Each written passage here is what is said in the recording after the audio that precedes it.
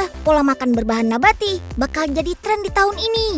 Yap, ini karena konsumsi makanan nabati bagus buat kesehatan. Yuk, mulai mengganti bahan makanan berbahan protein hewani dengan protein nabati. Salah satunya yang berasal dari biji-bijian.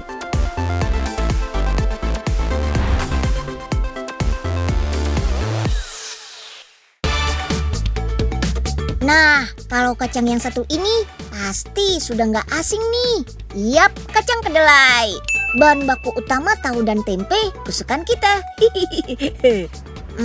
Tapi kali ini mau Unyil bikin jadi ikan asin nabati nih. Dibuatnya pakai serat kedelai. Tuh, adonannya sedang dicetak dengan lembaran nori. Selain memberi rasa asin alami, nori juga memberi aroma mirip ikan laut. Setelah dicetak, ikan asin nabati dikukus selama 10 menit. Kemudian siap dipotong dan di-packing deh. Selain ikan asin nabati, ada juga nih rendang nabati. Dibuatnya juga dari biji kedelai, tapi dengan campuran jamur.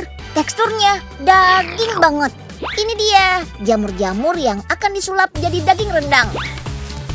Kita pakai jenis jamur shiitake ya. Bagian jamur yang dipakai hanya bagian batang atau kaki jamurnya. Soalnya bagian ini memiliki tekstur berserat seperti daging.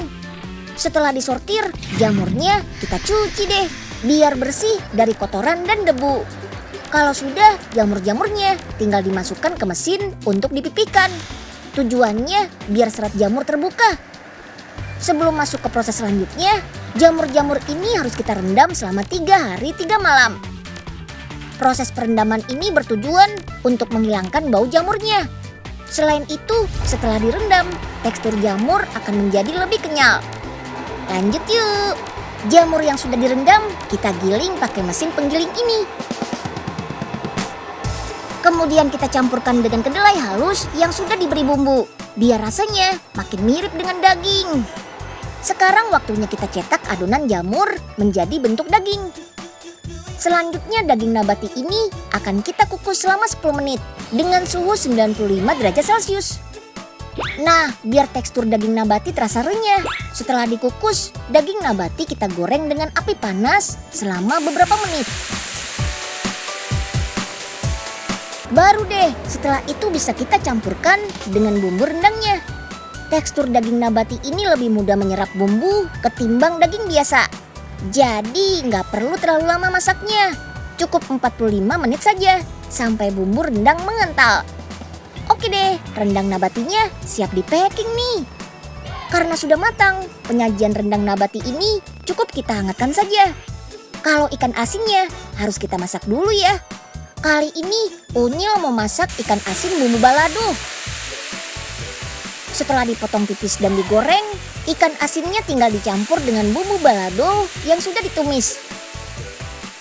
Wih, cobain rendang dan ikan asin nabatinya yuk.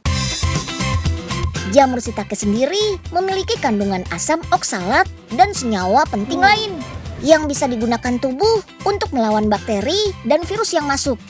Sedangkan ikan asin dari kacang kedelai punya kandungan serat yang bagus buat pencernaan. Kalau dari penelitian yang Unyil baca sih, anak-anak yang banyak mengkonsumsi protein nabati memiliki resiko lebih rendah mengalami kelebihan berat badan atau obesitas. Tapi bukan berarti tidak boleh mengkonsumsi protein hewani ya. Karena protein hewani juga mengandung senyawa-senyawa yang juga dibutuhkan oleh tubuh, seperti vitamin B12.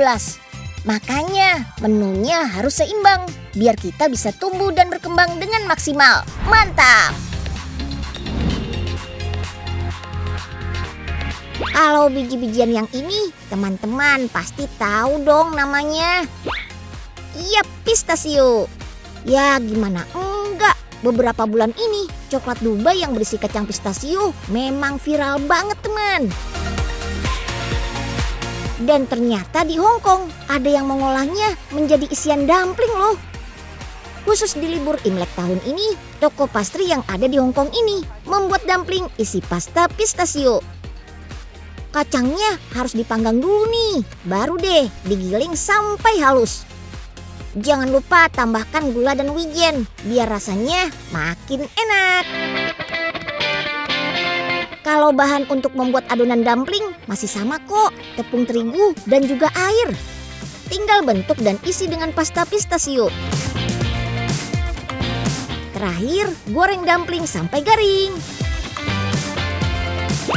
Kalau yang beli aja sampai ngantri begini, jaminan enak pastinya nih. Di Indonesia nggak ada yang mau bikin dumpling pistasium nih. Masa Unyil harus kongkong dulu sih buat makan ini? Aduh, berat di ongkos dong nih. Ngomongin kesehatan, emang gak jauh-jauh dari asupan makanan yang masuk ke tubuh kita. Nah, salah satu yang harus diperhatikan adalah konsumsi garam, teman. Ayo, siapa yang suka santap makanan yang asin dan gurih? Yap, konsumsi garam yang berlebih memang rentan jadi sumber penyakit seperti penyakit jantung, ginjal, sampai tekanan darah tinggi. Makanya banyak yang melakukan diet garam. Selain diet garam, masih ada solusi lainnya nih. Pakai sendok canggih ini. Ini bukan sendok biasa ya. Ini adalah sendok garam elektrik buatan perusahaan teknologi di Jepang. Usut punya usut, sendok ini bisa bikin rasa makanan jadi lebih asin loh teman. Hah? Kok bisa ya? Ternyata di sendok ini terdapat arus listrik lemah yang bisa membawa ion natrium ke lidah. Nah, ion natrium inilah yang membuat makanan menjadi lebih asin. Bahkan bisa meningkatkan rasa asin sampai 50%. Nah, supaya bisa bekerja maksimal, makanan yang disantap pakai sendok ini harus mengandung garam meski sedikit. Yang kepo sama harga sendoknya? Unyil kasih tahu, tapi jangan kaget ya. Harganya 20.000 yen atau setara 2 juta rupiah. Wah, mahal juga ya. Dan wajib diingat, sendok elektrik ini nggak boleh dicuci pakai air mengalir. Cukup dibersihkan pakai tangan ya teman. Aduh, Unyil jadi takut kesetrum deh kalau pakai sendok ini. Mendingan diet garam aja deh kalau gitu.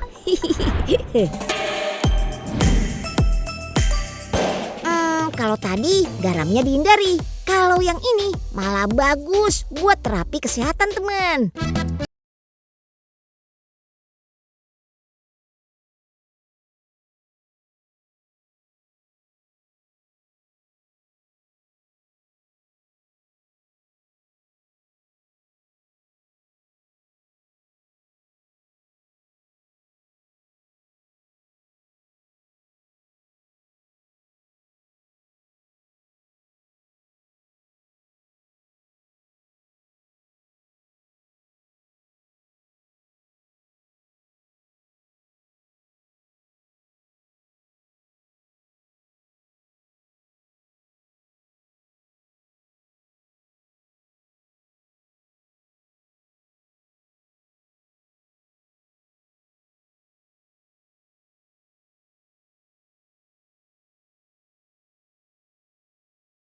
Dan alergi.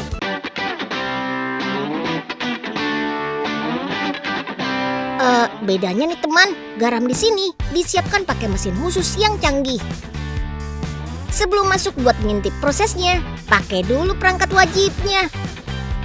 Terus pakai baju yang nyaman biar makin mantep terapinya. Wih, suasana di dalam ruang terapinya beneran mirip gua garam ya teman.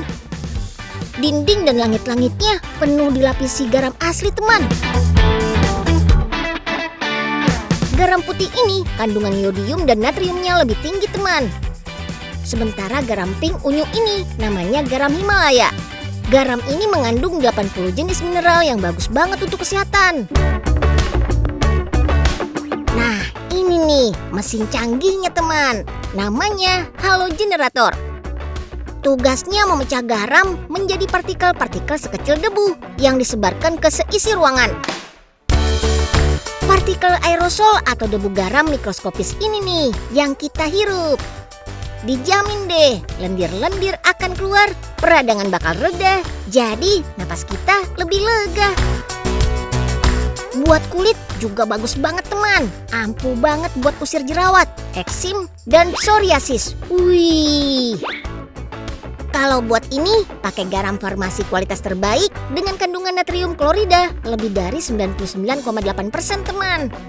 Garam jenis ini nih yang jadi bahan baku infus, pelarut vaksin, sirup obat, oralit, dan sebagainya. Sepanjang terapi kita bebas mau ngapain aja teman. Mau duduk boleh, mau rebahan juga hayu. Atau mau sambil main kayak gini, gak dilarang. Jadi happy kan jalani terapinya. Sekali terapi butuh waktu antara 30 sampai 40 menitan teman. Gak boleh lebih ya, ntar efeknya malah jadi buruk buat kesehatan. Kalau lampunya udah nyala begini, berarti terapi udah kelar. Gak usah panik kalau selama terapi kita mengalami batuk-batuk atau jadi serat-serot ingusan. Ini artinya aerosol garam yang kita hirup sedang bekerja membersihkan saluran pernapasan. Nah, siapapun boleh ikutan terapi ini. Mulai dari bayi usia 6 bulan sampai ibu hamil, kakek nenek, semuanya boleh. Asalkan gak punya riwayat hipertensi, hipertiroid, gangguan jantung dan darah, TBC, atau penyakit menular lainnya. Ingat ini ya teman.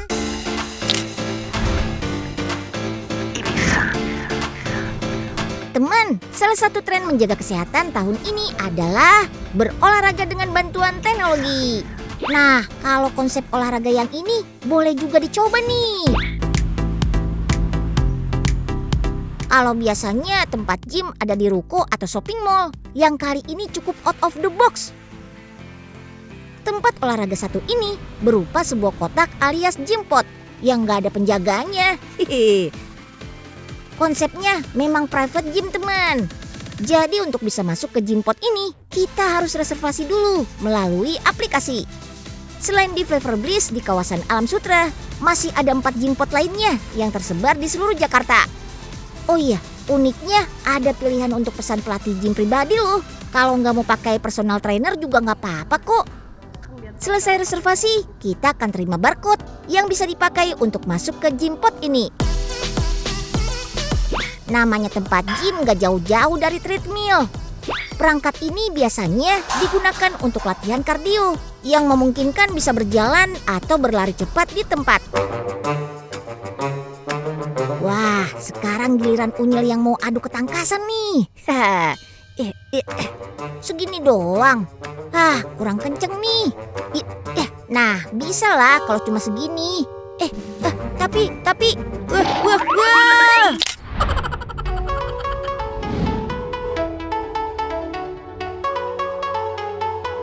Ini dia teman, kakak-kakak Unyil, pecinta roller dance yang berbasis di Kemang, Jakarta Selatan. Sesuai namanya, roller dance merupakan olahraga yang memadukan dansa dengan sepatu roda. Kemon deh teman, kita intip kelasnya yuk.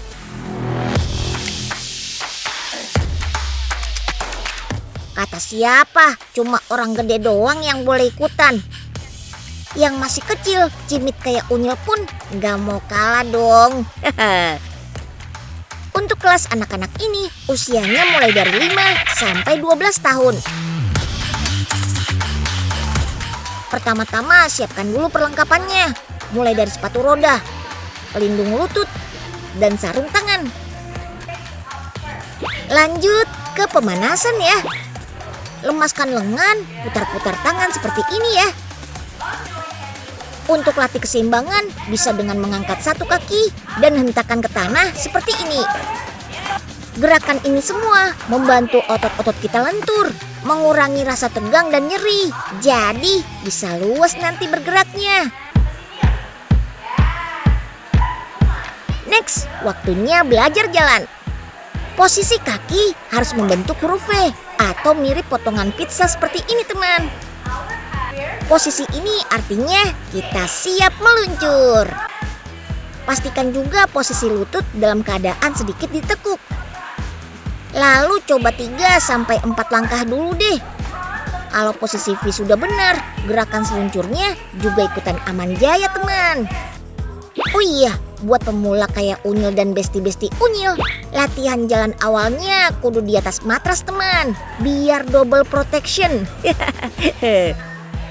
Tapi kalau nyalinya bagus alias udah berani, langsung di atas lantai pun monggo.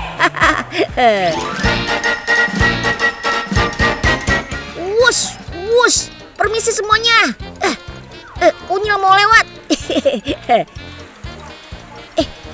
Gimana? Skill Unyil gokil banget kan? Belok-belok, kanan kiri, hajar.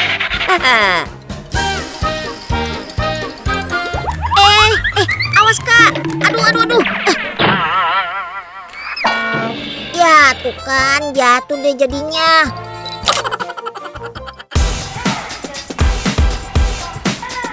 Nah, kalau jatuh kayak Unyil tadi, gak usah takut. Ada yang namanya latihan jatuh juga kok. Saat jatuh, pastikan refleks tangan kita ada di depan.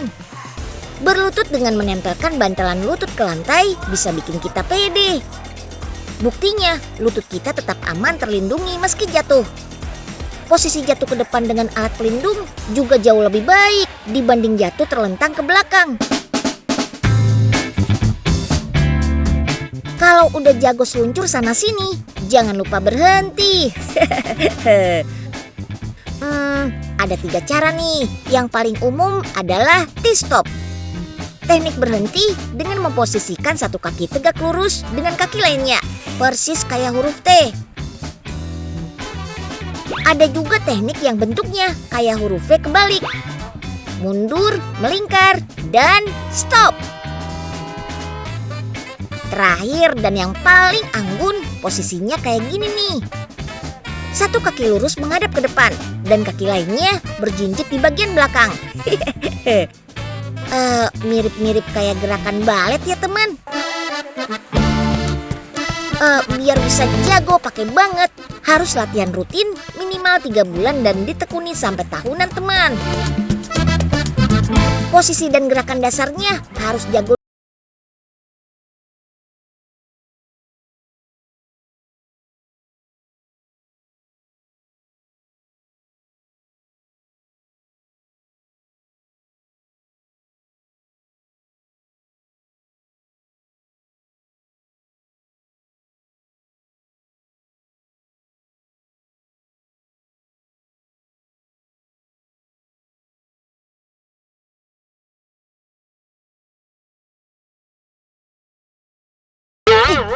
Loh, ya kaki Unyil kekunci Kak, ya tolong.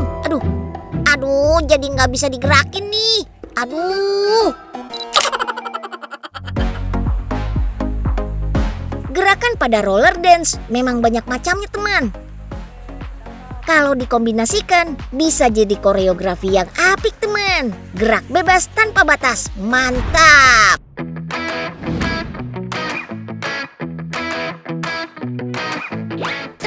Unyil dengar kalau per Februari ini warga negara Indonesia bisa cek kesehatan secara gratis loh. Tentunya Unyil nggak mau melewatkan kesempatan langka ini. Selamat siang Bu. Halo siang. Unyil mau ikut pemeriksaan kesehatan gratis dong Bu. Yang PKG itu ya? Iya. Oh iya, boleh dilihat KTP-nya dulu. Unyil udah siapin nih. Ini tanggal lahirnya di 5 April, belum bisa nih untuk PKG-nya. Ya, terus kapan dong Unyil bisa kesini? Iya, nanti kesininya setelah daftar Bitly ya. Itu di tanggal lahirnya sampai 30 hari ke depan gitu. Terus syaratnya apa aja sih Bu? Iya, nanti daftarnya melalui download Mobile 1 Sehat dulu sama link Bitly Puskesmas Karawaci Baru. Kemudian setelah mendaftar itu nanti dapat hasil pemeriksaan kesehatan di sini melalui WA. Unyil ada WA-nya nggak? Jelas ada dong Bu. Ya, silahkan. Ya udah deh, nanti Unyil kesini lagi ya Bu.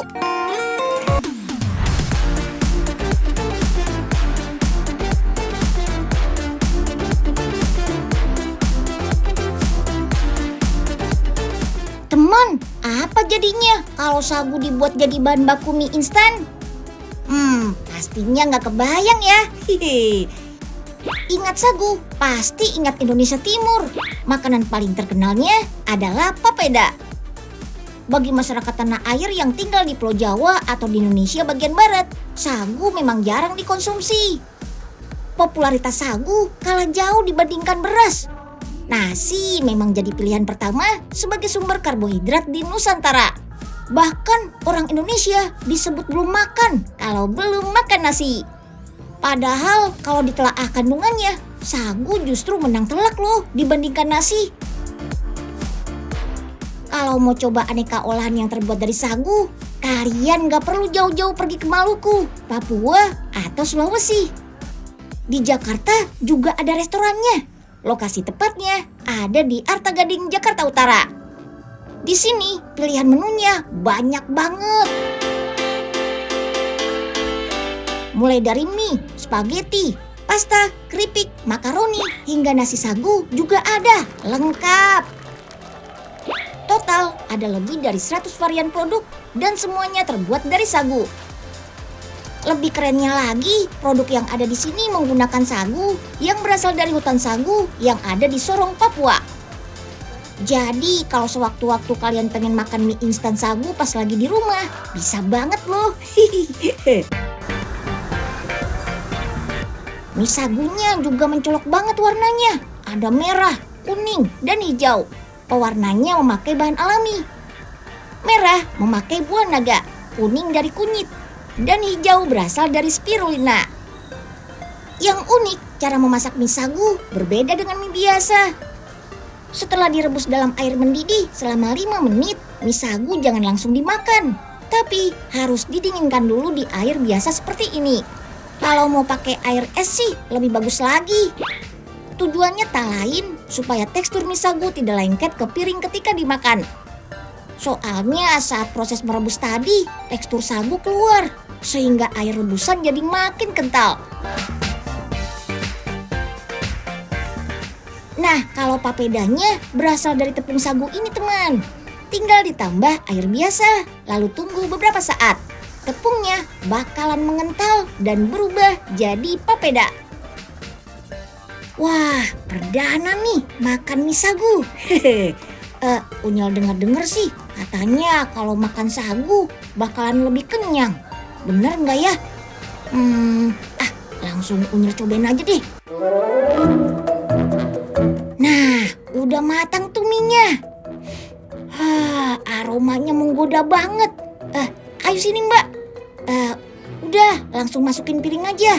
Gak usah direndam air dingin lagi. Udah matang ini kan. Sendok dan garpunya udah siap nih. Mie sagunya menggugah selera banget. Yah, loh. Yah, kok dibawa semua? Yah, jadi lengket begini sih. Aduh, gimana masuk mulutnya nih?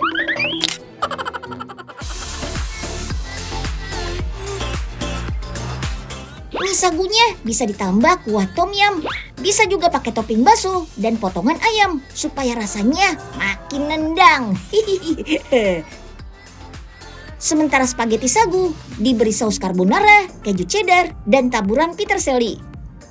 Tekstur mie dan spaghetti sagu jauh lebih lembut. Tetap ada kenyal dan gurih khas mie, tapi nggak lembek. Enak banget teman. Jangan lupa cobain juga papedanya. Buat yang belum terbiasa makan papeda, memang repot. Soalnya harus pakai sumpit dan teksturnya yang lengket banget. Tapi begitu dicampur kuah ayam woku khas Manado, rasanya dijamin bikin lidah bergoyang.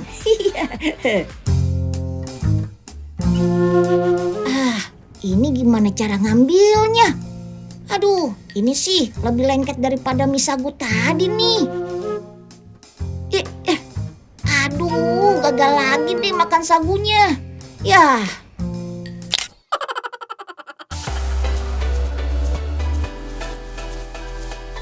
Selain bebas gluten, mie sagu dibuat tanpa digoreng. Juga tinggi pati resisten dan indeks glikemik yang rendah dibanding nasi. Indeks glikemik pada nasi terbukti meningkatkan risiko diabetes. Mie sagu juga bikin kenyang lebih lama, sehingga cocok untuk diet. Dan berkat kandungan glukosanya yang lebih rendah, ikut membantu menjaga gula darah stabil bagi penderita diabetes. Cakep. Teman, bagian tanaman yang digunakan untuk membuat tepung sagu adalah batangnya.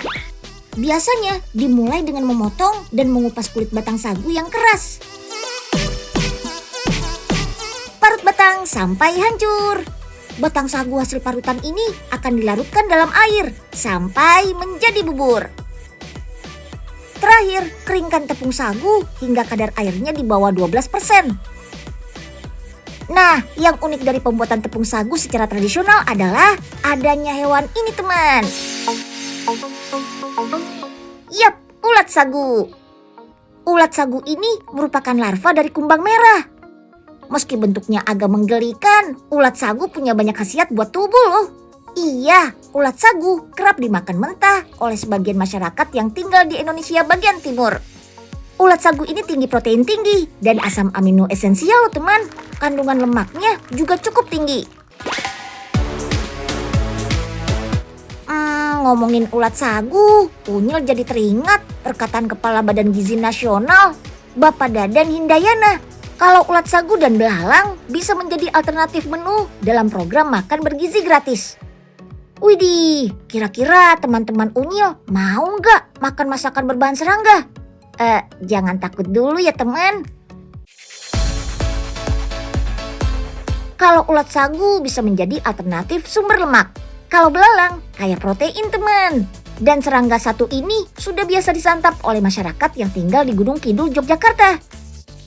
Tuh, belalang gorengnya bisa diolah jadi topping pizza malah. Enak banget ya kayaknya. Tahap pertama, kita potong belalang menjadi beberapa bagian. Sama seperti udang, belalang mengandung senyawa kitin. Senyawa ini termasuk alergan, alias bisa menyebabkan alergi. Makanya sebagian orang yang punya alergi setelah menyantap belalang bisa menimbulkan reaksi alergi. Seperti kulit jadi bentol-bentol. Nah, kalau nggak punya alergi sih, sikat aja teman. Nggak bakal nyesel deh, karena belalang goreng itu terkenal garing dan gurih. Oh iya, belalang ternyata tidak kalah bergizi dibandingkan daging sapi loh teman. Kandungan protein pada belalang goreng antara 13 sampai 28%. Mirip dengan daging sapi yang mengandung protein antara 19 sampai 26%. Bahkan belalang digadang-gadang bakal jadi alternatif sumber protein di masa depan loh. Tuh, bukan cuma diolah pizza, jadi spaghetti juga bisa nih. Cakep. Rasanya gimana kak? Review dong kak. Overall aku sih suka banget sama spaghetti dan juga pizza belalang ini karena ini adalah perpaduan yang unik banget, yaitu perpaduan antara makanan Itali dengan ciri khas Indonesia, belalang. Kalau masih ragu menyantap serangga, Unyil kasih info satu lagi nih. Ternyata di luar negeri, tepatnya di Finlandia, ada roti tradisional yang dibuat dari serangga, tepatnya dari tepung jangkrik. Yap, satu balok roti ini mengandung 70 jangkrik kering yang diolah menjadi tepung. Negara yang punya sistem pendidikan terbaik di dunia aja punya respon positif terhadap makanan berbahan serangga loh teman. Penambahan tepung jangkrik sebanyak 3% ternyata bisa membuat roti menjadi renyah, lezat, dan pastinya bergizi. Roti serangga ini dijual di hampir 50 toko roti di Finlandia loh teman. Sepertinya respon baik terhadap makanan berbahan serangga ini didapat seiring promosi dari Badan Pangan Dunia FAO yang menjadikan serangga sebagai sumber pangan manusia yang sangat sehat karena mengandung banyak protein dan mineral.